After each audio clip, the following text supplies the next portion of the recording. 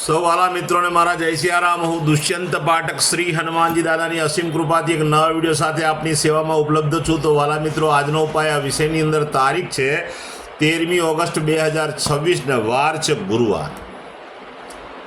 વાલા મિત્રો, વાત કરીશું પંચાંગની. અષાઢ મહિનો પૂર્ણ થઈ ગયો છે અને શ્રાવણ મહિનાની શરૂઆત થઈ છે. પવિત્ર શ્રાવણ મહિનાની શરૂઆત થઈ છે. શ્રાવણ મહિનામાં અશ્લેષા નક્ષત્ર શુક્લ પક્ષ ચાલી રહ્યો છે અને વર્યન યોગ કર્ક રાશિનો ચંદ્ર, કર્ક રાશિનો સૂર્ય છે. અશુભ સમયની જો વાત કરું તો યમઘંટ સવારે 6:04 શરૂ થઈને 7:41 સુધી છે અને રાહુકાળ બપોરે 2:09 3:46 સુધી છે. આ બંને સમય અશુભ સમય કહેવાય. અશુભ સમયની અંદર કોઈપણ પ્રકારનું શુભ કાર્ય અને શુભ યાત્રા ના થાય. શુભ કાર્ય, શુભ યાત્રા કરવા માટે કોઈ સારું ચોઘડિયું, કોઈ સારું મુહૂર્ત લેવાનું, જેમાં ઉત્તમ અભિજીત મુહૂર્તનો સમય બપોરે 12:06 થી 12:58 સુધી છે. આ સમયની અંદર તમે કોઈપણ પ્રકારનું શુભ કાર્ય કરી શકો, શુભ યાત્રાની શરૂઆત પણ કરી શકો.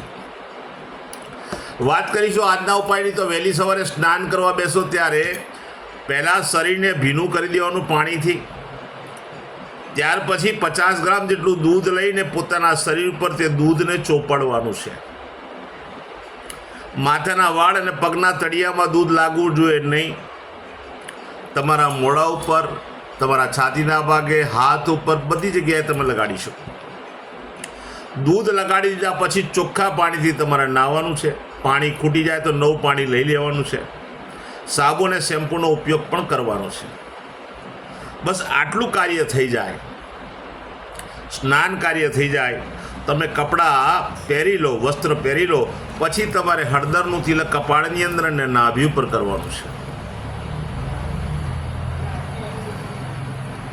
ત્યાર પછી સીધું સંધ્યાકાળે પશ્ચિમ દિશા તરફનું મુખ રાખી શ્રી હનુમાનજી દાદાને કાગભૂષણની રામાયણજીનો પાઠ અને સાથે સાથે એક હનુમાન ચાલીસાનો પાઠ દાદાને અર્પણ કરવાનો છે. રાત્રે સૂતા પહેલાં પોતાની જ પથારીમાં બેસવાનું, પલાઠી વાળવાની. ઓમ કૃષ્ણાય વાસુદેવાય હરે પરમાત્મને પ્રણત ક્લેશનાશાય ગોવિંદાય નમઃ. આ મંત્ર યથાશક્તિ જપવાનો છે. આટલું કરી લો એટલે ઉપાય પરિપૂર્ણ થઈ જાય છે. જે મારા વાલા મિત્રનો જન્મદિવસ 13મી ઓગસ્ટ 2026 ને ગુરુવારના દિવસે આવ્યો છે, તેવા બધા જ વાલા મિત્રોને સૌ પ્રથમ જન્મદિવસની શુભકામના. શ્રી હનુમાનજી દાદા તમારી મનોકામના પૂર્ણ કરે, બલબુદ્ધિ વિદ્યા આપે, તમારું અને તમારા પરિવારનું રક્ષણ કરે. ઉપાયના ભાગરૂપે મેં કહ્યું તે પ્રમાણે સ્નાનને મેં કહ્યું તે પ્રમાણે તિલક કરવાનું છે. આટલું કાર્ય થઈ જાય, ગૌશાળાએ જવાનું છે. સૌ પ્રથમ ગાયોની પરિક્રમા કરવાની, ગાયોને લીલું ઘાસનું દાન આપવાનું છે અને તમારે ત્યાં જે ભોજન બન્યું હોય તે ભોજન પણ ગાયોને અર્પણ કરવાનું છે. ત્યાર પછી સંધ્યાકાળના સમયે ચણાના લોટમાં બનેલું ફરસાણ નાના નાના બાળકોને, વડીલોને, બ્રાહ્મણોને, જરૂરિયાતમંદ લોકોને, શ્રમિકોને બધાને ભેટ સ્વરૂપે ફરસાણ આપવાનું છે. બસ આટલું કરી લો, આખું વર્ષ ઉત્તમ રીતે પસાર થશે. ત્યાર પછી જેમની મેરેજ એનિવર્સરી 13 ઓગસ્ટ 2026 ને ગુરુવારના દિવસે આવી છે, તેવા બધા જ વાલા મિત્રો સવારે સ્નાન કરી, વડીલોના ચરણ સ્પર્શ કરી આશીર્વાદ મેળવી લે. ત્યાર પછી પતિ અને પત્ની બંને ગૌશાળાએ જાય, ગાયોને લીલું ઘાસ અને ઘાસનું દાન આપે. તમારે ત્યાં જે ભોજન બન્યું હોય તે ભોજન પણ ગાયોને અર્પણ કરજો. ગાયોના આશીર્વાદ મેળવી લેજો. ત્યાર પછી કોઈ પણ વૃદ્ધાશ્રમ, કોઈ પણ અનાથ આશ્રમ, કોઈ પણ વિધવા આશ્રમ, જરૂરિયાતમંદ લોકો, દરિદ્ર લોકોને, ગરીબ લોકોને, શ્રમિકોને, બ્રાહ્મણને તમારે પૂરા સીધાનું દાન કરવાનું છે. પૂર્ણ સીધું.